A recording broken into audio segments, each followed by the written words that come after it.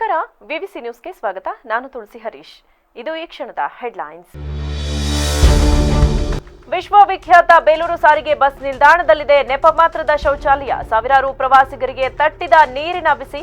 ಪ್ರಯಾಣಿಕರು, ವಿದ್ಯಾರ್ಥಿಗಳು ಕಂಗಾಲು. ಮೌನಕ್ಕೆ ಜಾರಿದ ಅಧಿಕಾರಿಗಳು. ಪರಿಶಿಷ್ಟ ಜಾತಿಯೊಳ ಮೀಸಲಾತಿ ಜಾರಿ ಪಟ್ಟು. ಶಾಸಕ ಬಸವರಾಜ ರಾಯರೆಡ್ಡಿ ಕಚೇರಿ ಮುಂದೆ ಸ್ಟ್ರೈಕ್. ತಮಟೆ ಚಳವಳಿಯ ಮೂಲಕ ಮಾದಿಗ ಜನಾಂಗದ ಒಕ್ಕೂಟದ ಮುಖಂಡ ಆಗ್ರಹ. ಶ್ರೀರಂಗಪಟ್ಟಣದಲ್ಲಿ ಎಸ್ಎಂ ಕೃಷ್ಣ ಅಸ್ಥಿ ವಿಸರ್ಜನೆ. ಪಶ್ಚಿಮ ವಾಹಿನಿ ಬಳಿಯ ಕಾವೇರಿ ನದಿಯಲ್ಲಿ ಮೊಮ್ಮಗ ಅಮರ್ತ್ಯ ಹೆಗಡೆಯಿಂದ ವಿಧಿವಿಧಾನ ಕಾರ್ಯ. ನೇತೃತ್ವ ವಹಿಸಿದ ವೈದಿಕ ಅರ್ಚಕ ಡಾ ಭಾನುಪ್ರಕಾಶ್ ಶರ್ಮಾ. ವಿಶ್ವವಿಖ್ಯಾತ ಬೇಲೂರು ಕೆಎಸ್ಆರ್ಟಿಸಿ ಬಸ್ ನಿಲ್ದಾಣದಲ್ಲಿ ನೆಪ ಮಾತ್ರಕ್ಕೆ ಶೌಚಾಲಯ ಇದ್ದು, ಶೌಚಾಲಯ ಇದ್ದರೂ ಉಪಯೋಗಕ್ಕೆ ಬಾರದಂತಾಗಿದ್ದು, ಸಾರ್ವಜನಿಕರು ಪರದಾಡುವ ಸ್ಥಿತಿ ನಿರ್ಮಾಣವಾಗಿದೆ ಎಂದು ಆರೋಪಿಸಿ ಸ್ವಾಭಿಮಾನಿ ಸೇನೆಯ ವತಿಯಿಂದ ಪ್ರತಿಭಟನೆ ನಡೆಸಲಾಯಿತು. ಬೇಲೂರು ವಿಶ್ವವಿಖ್ಯಾತ ಪ್ರವಾಸಿ ತಾಣಗಳಲ್ಲಿ ಒಂದು. ಆದರೆ ಇಲ್ಲಿಯ ಶೌಚಾಲಯ ಅವ್ಯವಸ್ಥೆ ಕೇಳಿದ್ರೆ ಅದರ ಪಾಡು ಹೇಳುತ್ತಿರದು. ಸುಮಾರು 15 ದಿನಗಳಿಂದ ಟ್ಯಾಂಕರ್ ಮೂಲಕ ನೀರು ತಂದು ಶೌಚಾಲಯಕ್ಕೆ ಬಳಕೆ ಮಾಡಿಕೊಳ್ಳುತ್ತಿದ್ದು, ಟ್ಯಾಂಕರ್ನಲ್ಲಿ ನೀರು ಬರೆದಿದ್ರೆ ಶೌಚಾಲಯದ ವ್ಯವಸ್ಥೆ ಅಧೋಗತಿ.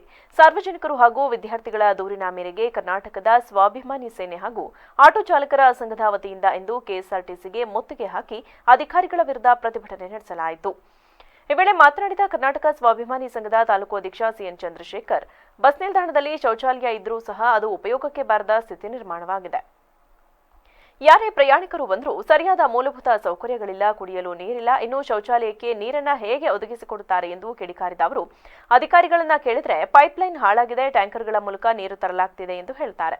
ಇವರಿಗೆ ನಾಚಿಕೆಯಾಗಬೇಕು. ಸಾವಿರಾರು ಪ್ರವಾಸಿಗರು ಬರುವಲ್ಲಿಗೆ ಒಂದು ಟ್ಯಾಂಕರ್ ನೀರು ಸಾಲುವುದಿಲ್ಲ. ಕೂಡಲೇ ಸರಿಯಾದ ರೀತಿಯಲ್ಲಿ ನೀರಿನ ವ್ಯವಸ್ಥೆ ಮಾಡುವ ಮೂಲಕ ಸರಿಪಡಿಸಬೇಕು, ಇಲ್ಲದಿದ್ದರೆ ಮುಂದೆ ಹೋರಾಟ ಮಾಡಬೇಕಾಗುತ್ತದೆ ಎಂದು ಎಚ್ಚರಿಕೆ ನೀಡಿದರು.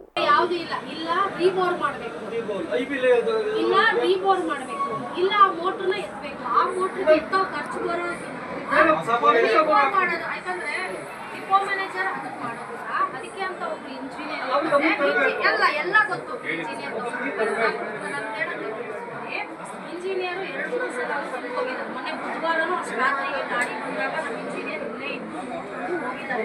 ರೀಬೋರ್ ಮಾಡಬೇಕು ಅಂತಂದ್ರೆ ಸೋಮವಾರದಷ್ಟಾಗಿ ಸೆಪರೇಟ್ ಆಗುತ್ತೆ. ನಾವು 2 ಸಲ ಮಾಡಿದೀವಿ ಸರ್. ನಾವೇನು ಸುಮ್ಮನೆ ಕೂತಿಲ್ಲ. ಯಾಕಂತಂದ್ರೆ ನೀರ್ ಅನ್ನೋದು ಬೇಸಿಕ್ ರಿಕ್ವೈರ್ಮೆಂಟ್. ಅದಾದ್ಮೇಲೆ ಮುನ್ಸಿಪಾಲ್ಟಿ ನೀರ್ ಏನಾದ್ರು ಆಗುತ್ತೋ ಅನ್ನೋದ್ರೆ ಇಲ್ಲೇನೋ ರೋಡ್ ಬಂದಿರೋದ್ರಿಂದ ಅದು ಪೈಪ್ ಲೈನ್ ಕಟ್ ಆಗಿ ಹೋಗಿದೆಯಲ್ಲ. ಈಗ ಇದನ್ನ ಟಾರ್ ರೋಡ್ನ ಡೆಮಾಲಿಷ್ ಮಾಡಿ ಪೈಪ್ ಲೈನ್ ತಗೊಳ್ಳೋದಕ್ಕೆ PWD ಇಂಜಿನಿಯರ್ ನಮಗೆ ಪರ್ಮಿಷನ್ ಕೊಡೋದಿಲ್ಲ. ಸೊ ನಾವು ಏನು ಸುಮ್ಮನೆ ಕೂತಿಲ್ಲ. ಡಿಪಾರ್ಟ್ಮೆಂಟ್ ನಾವು ಮಾಡ್ತಾ ಇದೀವಿ. ಪಾಪ ನಿಮಗೆ ಗೊತ್ತಿಲ್ಲ ಅಂತ ಅನ್ಸುತ್ತೆ. ಪ್ರಯತ್ನ ಪಟ್ಟಿದ್ದೀವಿ. ಈ ಸೋಮವಾರದ ವರ್ಷ ನಮ್ಮ ಇಂಜಿನಿಯರ್ ಆಗುತ್ತೆ ಅಂತ ಹೇಳಿದ್ದೀವಿ.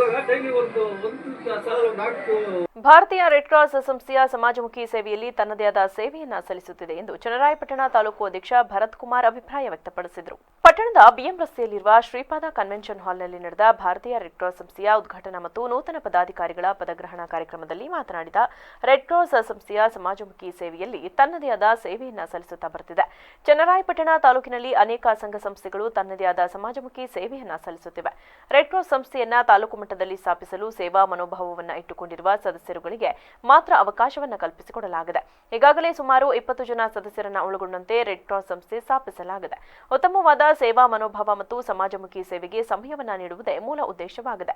ಈಗಾಗಲೇ ನಮ್ಮ ಸಂಸ್ಥೆಯಲ್ಲಿ ಸೇವೆ ಸಲ್ಲಿಸುತ್ತಿರುವ ಸದಸ್ಯರುಗಳು ವಿವಿಧ ಸಂಘ ಸಂಸ್ಥೆಗಳಲ್ಲಿ ಮತ್ತು ಕ್ಷೇತ್ರಗಳಲ್ಲಿ ಗಣನೀಯವಾಗಿ ಸೇವೆ ಸಲ್ಲಿಸುತ್ತಿರುವವರಾಗಿದ್ದಾರೆ ಎಂದರು.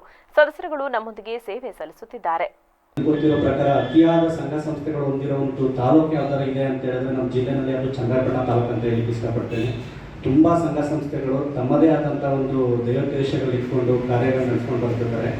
ಇಂಥ ಒಂದು ಸಂದರ್ಭದಲ್ಲಿ ತಾಲೂಕು ಘಟಕದಲ್ಲಿ ಒಂದು ರೆಡ್ ಕ್ರಾಸ್ ಸಂಸ್ಥೆ ಇದೆ. ಈ ರೆಡ್ ಕ್ರಾಸ್ ಸಂಸ್ಥೆ ಅನ್ನೋದು ನಾವು ಅಂದ್ಕೊಂಡಷ್ಟು ಈಸಿಯಾಗಿ ಅಥವಾ ನಮ್ಮದೇ ಆದಂಥ ಯಾವುದೋ ಒಂದು ವೈಯಕ್ತಿಕ ಸಂಸ್ಥೆ ಅಲ್ಲ. ಈ ಸಂಸ್ಥೆಯಿಂದ ಎಷ್ಟು ಜನರ ಜೀವ ಕಟ್ಟಿಸ್ಕೊಟ್ಟಿದೆ ಮತ್ತು ಈ ಸಂಸ್ಥೆಯಿಂದ ಎಷ್ಟೋ ಜನರ ಜೀವ ಉಳಿಸಿದೆ ಮತ್ತು ಈ ಸಂಸ್ಥೆಯಲ್ಲಿ ಅತಿ ಹೆಚ್ಚು ಸಮಾಜಮುಖಿ ಕಾರ್ಯಕ್ರಮಗಳು. ಯಾಕಂದರೆ ನಾನು ಇದ್ರು ಒಂದನ್ನ ಅಂತ ಹೇಳಿದ್ರೆ ಸರಿ ಬರಲ್ಲ. ಈ ಸಂಸ್ಥೆ ಯಾವ ನಿಟ್ಟಿನಲ್ಲಿ ನಡ್ಕೊಂಡು ಬಂದಿದೆ ಅಂದರೆ ಅತಿ ಹೆಚ್ಚು ಸಮಾಜ ಸೇವೆಯಲ್ಲಿ ಸಾರ್ವಜನಿಕರಿಗೆ ಬಡವರಿಗೋಸ್ಕರನೇ ಇರುವಂಥ ಯಾವ್ದಾದ್ರು ಒಂದು ಸಂಸ್ಥೆ ಅಂತ ಹೇಳಿದ್ರೆ ನಾನು ವೈಯಕ್ತಿಕವಾಗಿ ಈ ಸಂಸ್ಥೆ ಬಗ್ಗೆ ಹೇಳಲಿಕ್ಕೆ ಇಷ್ಟಪಡ್ತೀನಿ. ಅಷ್ಟು ಒಂದು ಸಮಾಜದಲ್ಲಿ ಉನ್ನತವಾದ ಸೇವೆ ಮಾಡ್ಕೊಂಡು ಬಂದಿರುವಂಥದ್ದು. ಅದೆಲ್ಲದಕ್ಕಿಂತ ಈ ಸಂಸ್ಥೆಯ ಮುಖ್ಯ ಗುರಿ ಅಂತ ಏನಾದ್ರು ಇದ್ದರೆ ರಕ್ತ. ಅಂದರೆ ಏನಕ್ಕೆ ಹೇಳ್ತಾ ಇದ್ದೀನಿ ಅಂದರೆ ಯಾವುದೇ ಸಂಘ ಸಂಸ್ಥೆ ಮತ್ತೆ ನಾವು ಹೋಗ್ತೀವಿ ಸರ್, ಆಯಿತು ಈಗ ನಾವು ಪ್ರಯತ್ನ ಕೊಡ್ತೀವಿ ತಗೊಳ್ಳಿ ನಮಗೆ ಕೊಟ್ಟಿದ್ದೀರ ತಾವು ಅಂತ ಹೇಳಿದಾಗ ಸರ್ ಏನು ಪರವಾಗಿಲ್ಲ, ನೀವು ನಾಳೆ ಬಂದು ಕೊಡಿ, ಈಗ ನಮ್ಮ ಹತ್ರ ಸ್ಟಾಕ್ ಇದೆ ಅಂತ ಹೇಳ್ತಾರೆ. ಅಂದರೆ ಅವ್ರ ಉದ್ದೇಶ ಏನಂದರೆ ಬ್ಲಡ್ ಇದ್ರೂ ಕೂಡ ಏನಕ್ಕೆ ಕೊಡೋದಿಲ್ಲ, ಸ್ಟಾಕ್ನ ಯಾವಾಗ ಬಿಡ್ತಾರೆ ಅಂದರೆ ನಮ್ಮ ಥರನೇ ಬೇರೆ ಯಾರಾದರೂ ತುಂಬ ಎಮರ್ಜೆನ್ಸಿ ಇದ್ರೆ ಬಂದಾಗ ಅವ್ರಿಗೆಲ್ಲ ಬೇಕಾಗುತ್ತೆ ಬ್ಲಡ್ ಅನ್ನೋ ಪರ್ಪಸ್ ಅಷ್ಟೇ ಅವರ ಉದ್ದೇಶ. ಸೊ ಅಂದರೆ ಯಾವುದೂ ಕೂಡ ಪ್ರಾಣ ಹಾನಿ ಆಗಬಾರ್ದು, ಅಂದರೆ ಬ್ಲಡ್ ಇಲ್ಲದೆ ಯಾರು ಕೂಡ ಸಾಯಬಾರ್ದು ಅನ್ನೋದೇ ಅವರ ಉದ್ದೇಶ ಆಗಿತ್ತು. ಆ ನಿಟ್ಟಿನಲ್ಲಿ ಸೊ ಈಗ ಏನಾಗಿದೆ, ಈ ಭಾರತೀಯ ರೆಡ್ ಕ್ರಾಸ್ ಸಂಸ್ಥೆ ಬ್ಲಡ್ನ ಇವರು ಯಾರ್ಯಾರಿಗೆ ಸಮಸ್ಯೆ ಇದೆ ಅಂತವ್ರಿಗೆ ಕೊಡೋದ್ರ ಜೊತೆಗೆ ಏನಂದ್ರೆ ಇನ್ನೂ ಅನೇಕ ಸಮಾಜಮುಖಿ ಕಾರ್ಯಕ್ರಮಗಳನ್ನ ಇವರು ರೂಪಿಸ್ಕೊಂಡಿರೋದು ನಾವೆಲ್ಲರೂ ಖುಷಿ ಪಡುವಂತಹ ವಿಷಯ.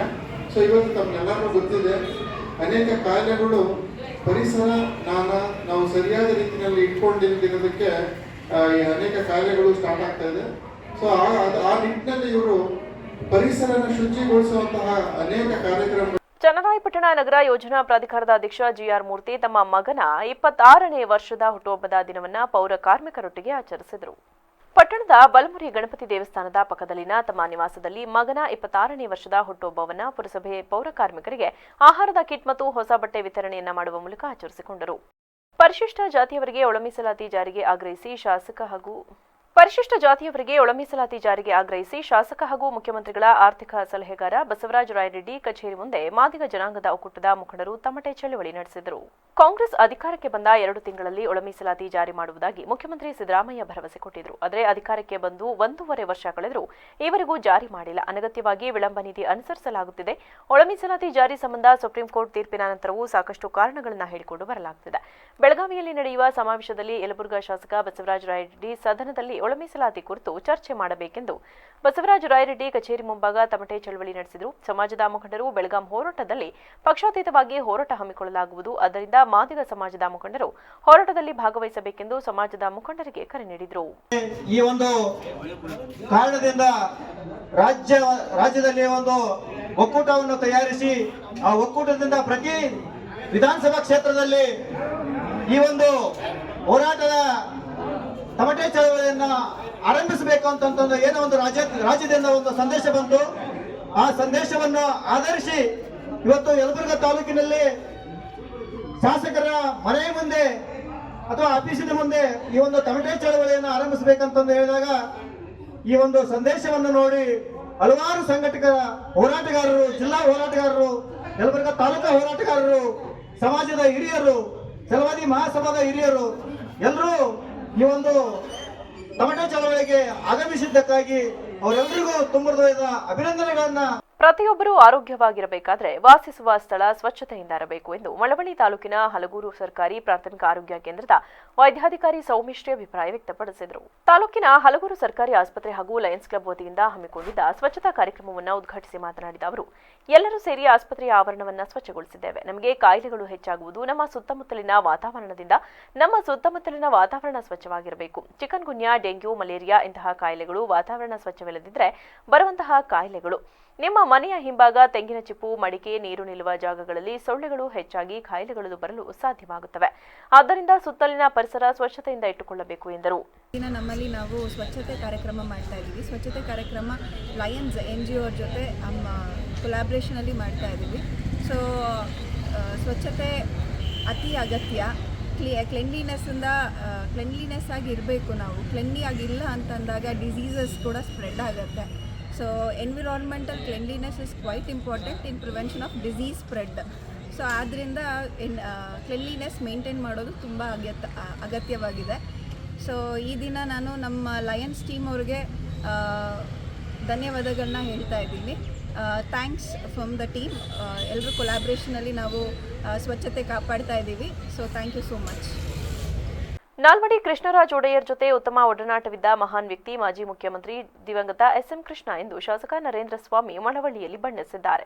ಪಟ್ಟಣದ ರೈತ ಸಮುದಾಯ ಭವನದಲ್ಲಿ ಕಾಂಗ್ರೆಸ್ ಪಕ್ಷದ ವತಿಯಿಂದ ನಡೆದ ಮಾಜಿ ಮುಖ್ಯಮಂತ್ರಿ ದಿವಂಗತ SM ಕೃಷ್ಣರವರ ಶ್ರದ್ಧಾಂಜಲಿ ಸಭೆಯಲ್ಲಿ ಪಾಲ್ಗೊಂಡು ಮಾತನಾಡಿದ ಅವರು, ಇಂದಿರಾ ಗಾಂಧಿರವರ ಜೊತೆ ಉತ್ತಮ ಬಾಂಧವ್ಯ ಹೊಂದಿದ್ದ SM ಕೃಷ್ಣ ವಿದೇಶಾಂಗ ನೀತಿ ಅನುಸರಣೆಯ ಮೂಲಕ ರಾಜ್ಯಕ್ಕೆ ತಂದು ಅಭಿವೃದ್ಧಿ ಕಂಡ ಏಕೈಕ ವ್ಯಕ್ತಿ ಎಂದು ಶ್ಲಾಘಿಸಿದರು. ನಾಲ್ವಡಿಯವರು ಅತ್ಯಂತ ಪ್ರಿಯವಾದಂತಹ ಒಬ್ಬ ವ್ಯಕ್ತಿ ಮತ್ತು ಬೆಚ್ಚಾಯಿಸುತ್ತವರ ಒಡನಾಡಿ ಈ ನಾಡಿಗೆ ಸಾಕಷ್ಟು ಬೇಕಾಗಿರುವ ನಾಯಕರು, ಸಾಮಾಜಿಕ ನ್ಯಾಯದ ವಿಶ್ವ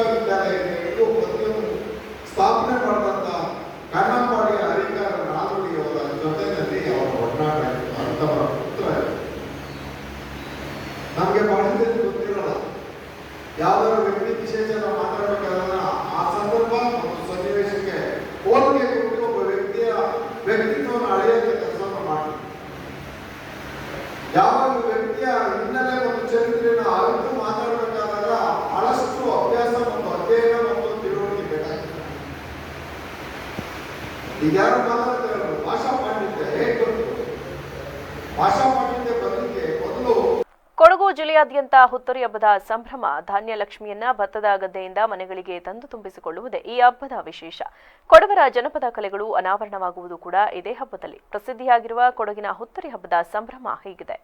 ತಮ್ಮ ಸಾಂಪ್ರದಾಯಿಕ ಉಡುಪಿನಲ್ಲಿ ಕಲರ್ಫುಲ್ ಆಗಿ ಗದ್ದೆಗಳಿಗೆ ತೆರಳುತ್ತಿರುವ ಜನತೆ ಮತ್ತೊಂದೆಡೆ ಗಾಳಿಯಲ್ಲಿ ಗುಂಡು ಹಾರಿಸಿ ಭತ್ತದ ಗದ್ದೆಗೆ ಪೂಜೆ ಸಲ್ಲಿಕೆ.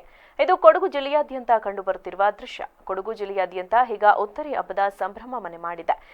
ಕೊಡಗಿನ ಸುಗ್ಗಿ ಹಬ್ಬ ಎಂದೇ ಹೆಸರಾಗಿರುವ ಹುತ್ತರಿ ಹಬ್ಬವನ್ನ ಮನೆ ಮನೆಗಳಲ್ಲಿ, ದೇವಾಲಯಗಳಲ್ಲಿ ವಿಶೇಷವಾಗಿ ಆಚರಣೆ ಮಾಡಲಾಗುತ್ತಿದೆ. ಹುತ್ತರಿ ಎಂದರೆ ಹೊಸ ಅಕ್ಕಿ ಎಂದರ್ಥ. ಕೊಡಗಿನಲ್ಲಿ ಇದು ಪುತ್ತರಿ ಹಬ್ಬ ಎಂದೇ ಫೇಮಸ್.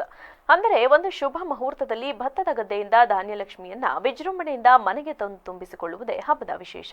ಕೇರಳದ ಓಣಂ ಹಬ್ಬ ಕಳೆದು ಸರಿಯಾಗಿ 3 ತಿಂಗಳಲ್ಲಿ ಈ ಹಬ್ಬ ನಡೆಯುತ್ತದೆ. ಈ ಹಬ್ಬವನ್ನ ಜಿಲ್ಲೆಯ ಹಲವೆಡೆ ಹಗಲು ಆಚರಣೆ ಮಾಡಿದ್ರೆ ಮತ್ತೆ ಕೆಲವೆಡೆ ರಾತ್ರಿ ಆಚರಣೆ ಮಾಡ್ತಾರೆ. ದೀಪಾವಳಿಯಂತೆ ಕೊಡಗಿನಲ್ಲಿ ಹುತ್ತರಿ ಹಬ್ಬಕ್ಕೆ ಪಟಾಕಿ ಸಿಡಿಸಿ ಸಂಭ್ರಮಿಸಲಾಗುತ್ತದೆ. ಮನೆಗಳಲ್ಲಿ ಹಬ್ಬವನ್ನ ಆಚರಣೆ ಮಾಡುವುದಕ್ಕೂ ಮೊದಲು ಗ್ರಾಮದ ದೇವಾಲಯಗಳಲ್ಲಿ ಕಾರ್ಯಕ್ರಮ ನಡೆಯಲಿದೆ. ಮಡಿಕೇರಿಯ ಇತಿಹಾಸ ಪ್ರಸಿದ್ಧ ಓಂಕಾರೇಶ್ವರ ದೇವಾಲಯದಲ್ಲಿ ದೇವಾಲಯ ಸಮಿತಿ ಹಾಗೂ ಕೊಡವ ಸಮಾಜಗಳ ಸಹಯೋಗದಲ್ಲಿ ರಾತ್ರಿ ಹುತ್ತರಿ ಹಬ್ಬವನ್ನ ಆಚರಣೆ ಮಾಡಲಾಯಿತು. ಸಾಕಷ್ಟು ಜನರು ಆಗಮಿಸಿದ ಹಬ್ಬದಲ್ಲಿ ಪಾಲ್ಗೊಂಡು ಭತ್ತದ ಕದಿರನ್ನ ಮನೆ ಮನೆಗಳಿಗೆ ತೆಗೆದುಕೊಂಡು ಹೋಗಿ ಸಂಭ್ರಮಿಸಿದ್ದಾರೆ. ಒಟ್ಟಿನಲ್ಲಿ ಕೊಡಗಿನ ಮನೆ ಮನೆಗಳಲ್ಲಿ ಹಬ್ಬದ ಸಂಭ್ರಮ ಸಡಗರ ಜೋರಾಗಿದೆ. ಮುಂದಿನ 5 ದಿನಗಳ ಕಾಲ ಕೊಡಗು ಜಿಲ್ಲೆಯಾದ್ಯಂತ ಹಬ್ಬದ ಪ್ರಯುಕ್ತ ಜನಪದ ಕಲೆಗಳ ಅನಾವರಣವಾಗಲಿದೆ. ಶ್ರೀರಂಗಪಟ್ಟಣದಲ್ಲಿ ಎಸ್ಎಂ ಕೃಷ್ಣ ಅಸ್ಥಿ ವಿಸರ್ಜನೆ ಮಾಡಲಾಗಿದೆ. ಕಾವೇರಿ ನದಿಯಲ್ಲಿ ಮೊಮ್ಮಗ ಅಮರ್ತ್ಯ ಹೆಗಡೆ ಅಸ್ಥಿ ವಿಸರ್ಜನೆ ಮಾಡಿದ್ದಾರೆ. ಶ್ರೀರಂಗಪಟ್ಟಣದಲ್ಲಿ ಎಸ್ಎಂ ಕೃಷ್ಣ ಅಸ್ಥಿ ವಿಸರ್ಜನೆ ಮಾಡಲಾಗಿದೆ. ಎಸ್ಎಂ ಕೃಷ್ಣ ಮೊಮ್ಮಗ ಅಮರ್ತ್ಯ ಹೆಗಡೆ ಶ್ರೀರಂಗಪಟ್ಟಣದ ಪಶ್ಚಿಮ ವಾಹಿನಿ ಬಳಿಯ ಕಾವೇರಿ ನದಿಯಲ್ಲಿ ಅಸ್ಥಿ ವಿಸರ್ಜನೆ ಮಾಡಿದ್ದಾರೆ. ವೈದಿಕ ಅರ್ಚಕ ಡಾಕ್ಟರ್ ಭಾನುಪ್ರಕಾಶ್ ಶರ್ಮಾ ನೇತೃತ್ವದಲ್ಲಿ ವೈದಿಕ ವಿಧಿವಿಧಾನ ನಡೆದಿದೆ. ಮಳವಳ್ಳಿ ಪಟ್ಟಣದ ಹೊರವಲಯದಲ್ಲಿರುವ ಪ್ರಸಿದ್ಧ ಪುರಾತನ ಕಾಲದ ಮಾರೇಹಳ್ಳಿ ಶ್ರೀ ಲಕ್ಷ್ಮೀ ನರಸಿಂಹಸ್ವಾಮಿ ದೇವಸ್ಥಾನದಲ್ಲಿ ವಿಷ್ಣು ದೀಪೋತ್ಸವ ಕಾರ್ಯಕ್ರಮ ವಿಜೃಂಭಣೆಯಿಂದ ನೆರವೇರಿತು. ಮುಂಜಾನೆಯಿಂದ ಶ್ರೀ ಲಕ್ಷ್ಮೀ ನರಸಿಂಹಸ್ವಾಮಿ ವಿಗ್ರಹಕ್ಕೆ ಹಾಲಿನ ಅಭಿಷೇಕ ಮಾಡಿ ಅರ್ಚನ ಅಲಂಕಾರದಿಂದ ಸಿಂಗರಿಸಿ ಪೂಜೆ ಸಲ್ಲಿಸಲಾಯಿತು. ಸಾವಿರಾರು ಭಕ್ತರು ದೇವರ ದರ್ಶನ ಮಾಡಿ ಪೂಜೆ ಸಲ್ಲಿಸಿದರು. ಭಕ್ತರು ದೀಪ ಹಚ್ಚಿ ಪೂಜೆ ಸಲ್ಲಿಸಿದರು. ಆಗಮಿಸಿದ ಭಕ್ತರಿಗೆ ಅನ್ನ ಸಂತರ್ಪಣೆ ಮಾಡಲಾಯಿತು. ಹರಕೆ ಹೊತ್ತ ಭಕ್ತರು ತಲೆಯ ಮೇಲೆ ದೀಪವನ್ನು ಹಚ್ಚಿ ದೇವಸ್ಥಾನ ಸುತ್ತಿ ಪೂಜೆ ಸಲ್ಲಿಸಿದರು. ಅರ್ಚಕ ಶೇಷಾದ್ರಿ ಮಾತನಾಡಿ, ಸಾಮಾನ್ಯವಾಗಿ ಕಾರ್ತಿಕ ಮಾಸ ಇಲ್ಲವೇ ಮಾರ್ಗಶಿರ ಮಾಸದಲ್ಲಿ ವಿಷ್ಣು ದೀಪೋತ್ಸವ ಬರುತ್ತದೆ. ಸಾವಿರಾರು ಭಕ್ತರು ದೇವಸ್ಥಾನಕ್ಕೆ ಆಗಮಿಸಿ ಪೂಜೆ ಸಲ್ಲಿಸುತ್ತಾರೆ ಎಂದರು. ಈ ಸಲ ಮಾರ್ಗಶಿರ ಮಾಸ ಶುಕ್ಲ ಪಕ್ಷ ಪೌರ್ಣಮಿ ಸಹ ಬಂದಿದೆ. ಒಂದು ವಿಶೇಷ, ಈ ದೀಪೋತ್ಸವದಲ್ಲಿ ಸಾವಿರಾರು ಜನ ಸೇರ್ತಾರೆ ಮತ್ತು ಸಾವಿರಾರು ದೀಪಗಳನ್ನು ಹಚ್ಚಿಸ್ತಾರೆ.